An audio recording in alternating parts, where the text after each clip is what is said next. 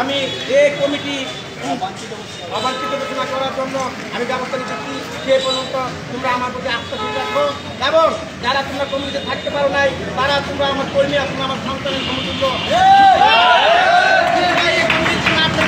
তোমরা আমার প্রতি আত্মবিশ্বাস না করে তোমরা অন্য উপজেলা ছাত্রলীগ আমার জায়গায় যেটা আগ্রহ থাকবে এবং যারা জানি না কোন চক্রে এই হোমনা উপজেলা কমিটি করে একটি নীল লক্ষ্য তৈরি করতে হচ্ছে আব্দুল মজিদ স্যারের রাজনীতি থেকে বিধ্বংসী করার জন্য।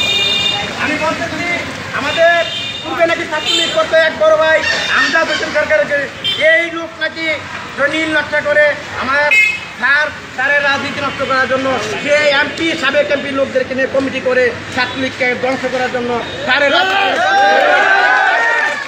আমার মনে একটাই কষ্ট যে আজকে যারা আমার স্যারের বিশ্বস্ত কর্মী ছিল এখানে একটা ছাত্র দিয়ে যদি কমিটিতে পুনরায় করতো আমার মনটারে বুঝ দিতাম আমি নিজে ক্যান্ডিডেট ছিলাম আমি নাই থাকতাম। কিন্তু এখানে যারা আছে একটা লোকের সদস্য পর্যন্ত নাম রাখা হয় নাই। কী কারণে রাখা হয় নাই আমি জানতে চাই না, আমি বলবো না যে অধ্যক্ষ আব্দুল মজিদ স্যার আপনার কাছে জানতে চাই। যেহেতু তার বলছে যে আমি জানি না আমি তারকে প্রশ্নিত করবো না। আমি মিটিংয়ে যারা তাদেরকে প্রশ্ন গেলাম আগামী হোমনা উপজেলা করার জন্য এই কমিটি অনুমোদনে চরিত করে নতুন একটা পুনঃ কমিটি করে হোমনা উপজেলা ছাত্রলীগকে একটি সুসংগঠিত কমিটি উপহার দেওয়ার জন্য আমি এই আশাবাদ ব্যক্ত করে এই প্রত্যাশা রেখে আমার সংক্ষিপ্ত বক্তব্য শেষ করলাম। জয় বাংলা, জয় বঙ্গবন্ধু, জয় হোমনা উপজেলা বক্তব্য দেওয়ার জন্য এই মুহূর্তে বক্তব্য নিয়ে আসছেন হোমনা উপজেলা ছাত্রলীগের সাবেক সাধারণ সম্পাদক জনাব মোহাম্মদ আতাউল হক সাহেব। বিসমিল্লাহির রহমানির রহিম। শিক্ষাসাথী কমিটি ছাত্রলীগের মূলনীতি আজকে এই অবৈধ কমিটি প্রতিবাদ সভায় উপস্থিত আমার বহুদিন ছাত্রলীগের ভাইয়েরা, উপস্থিত আমার সাংবাদিক প্রিয় মুখ ভাইয়েরা, আসসালামু আলাইকুম। আপনারা একটা কিছু অবগত আছেন যে গত 8ই মে রাত্রে হোমনা ছাত্রলীগ থেকে কলঙ্কিত একটা অবতারণা করেছে। এখানে আমরা দুঃখপ্রাপ্ত এবং আমরা এই কমিটিকে অবাঞ্ছিত ঘোষণা করার জন্য আজকে হাজির হয়েছি এবং এই কমিটির বিরুদ্ধে আমরা স্যারের কাছে গিয়েছিলাম। স্যারের সাথে আমরা কথা বলেছিলাম। আমাদের হোমনা এবং ব্যাংকের একমাত্র অভিভাবক অধ্যক্ষ আব্দুল মজিদ স্যার উনি নিজে বলেছেন একজনকে ছাড়া আমি কাউকে চিনি না। হ্যাঁ, যেহেতু এমপি মহোদয় আমাদের হোমনা একটা সর্বাত্মক অভিভাবক, উনি যেহেতু একজনকে চিনে না কীভাবে এই কমিটি আসছে তাহলে নিশ্চয়ই পকেট কমিটি আসছে। আমরা এই কমিটিকে অবাঞ্ছিত ঘোষণা করলাম। আর আমাদের অধ্যক্ষ আব্দুল মজিদ স্যার বলেছেন তোমরা মাঠে থাকো, আমি অচিরেই এই কমিটিকে বিলুপ্ত করার জন্য কেন্দ্রীয় ছাত্রলীগের সাথে যোগাযোগ করবো এবং তোমরা মাঠে থাকো, তোমরাই থাকবা। হ্যাঁ, তোমরা কোনো ধরনের যোগাযোগ করবে না, তোমরা মাঠে থাকো, তোমাদেরকে আমি করবো না। প্রয়োজনে আমি আরেকটি কমিটি ঘোষণা করবো, তাতে আমাদের মাননীয় এমপি মহোদয় বলেছেন। এই কমিটি যদি বিলুপ্ত ঘোষণা না করা হয় তাহলে আমরা হোমনার মাটিতে সকল রাস্তা এবং ঘাটে আমরা অবরোধ ঘোষণা করবো। 24 ঘন্টার মধ্যে যদি এই কমিটিকে বিলুপ্ত ঘোষণা না করা হয় তাহলে আমরা হোমনার প্রবেশ মুখে আমরা সবাই অবরোধ করবো। এই বলে আমি আমার বক্তব্য শেষ করলাম। জয় বাংলা, জয় বঙ্গবন্ধু।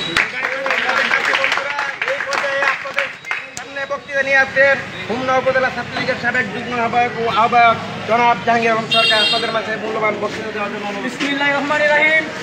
শিক্ষা শান্তি প্রগতি ছাত্রলীগের মূলনীতি।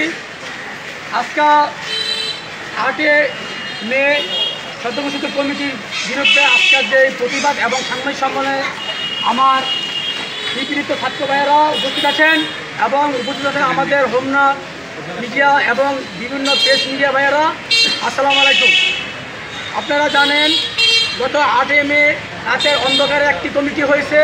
সেই কমিটি হয়েছে অসাংগঠনিক অছাত্র এবং যেসব পোলাপাইন হোমনা ছাত্রলীগের সাথে সম্পৃক্ত না ওইসব ছাত্রলীগ ওইসব লোকের টাকার বিনিময়ে সেই কমিটি হয়েছে। সেই কমিটির প্রতি আমরা তীব্র নিন্দা ও প্রতিবাদ জানাচ্ছি। এই কমিটির বিষয়ে আমরা আমাদের মাননীয় সংসদ সদস্য এবং হোমনা উপজেলা আওয়ামী লীগের সভাপতি এবং সাধারণ সম্পাদক সাথে আলোচনা করলে ওরা বলে যে আমরা এই কমিটির বিষয়ে কোনো অবগত না। আমরা ওই দিন গতকালকে আমরা স্যারের কাছে গিয়েছিলাম। স্যারে বলছে যে দেখাশোনো আমি এই কমিটির ব্যাপারে কোনো জানি না। এই কমিটি সারা বছর যে এই কমিটির কাগজ দেখে আমি যাদের নাম দেখছি তাদের একটা আমি চিনি না, তারা আমার সাথে কেউ ছাত্রলীগ করে নাই। তোমরা অছাত্র এবং অশিক্ষিত লোক দিয়ে ছাত্রলীগ করে এবং 8 পাস আমাদের গঠন আছে, এসএসসি পাসের কারণে ছাত্রলীগের বিরুদ্ধে উঠতে পারবে না, কিন্তু 8 পাস 7 পাস এবং 6-এ পরে এরকম এই সদস্য কমিটির মধ্যে আছে। তা আমরা এই কমিটির তীর্থনিত প্রতিবাদ জানাই। তা আমাদের মাননীয় সংসদ সদস্য ওই দিন আমাদের আশ্বস্ত করছে যে আমি এই কমিটির বিরুদ্ধে অতি শীঘ্র পদক্ষেপ নেব, সেই ওনারা আমাদেরকে আশ্বস্ত করছে। তা আমরা আশা করি আগামী 24 ঘন্টার ভিতরে আমাদের মাননীয় সংসদ সদস্য এবং থানা আওয়ামী লীগের সভাপতি সেক্রেটারি আমাদের এই সদ্যঘোষিত এবং অবৈধ কমিটির বিরুদ্ধে ব্যবস্থা নিবে, সে আশা ব্যক্ত করে আমি আমার বক্তব্য এখানে শেষ করছি। জয় বাংলা, জয় বঙ্গবন্ধু।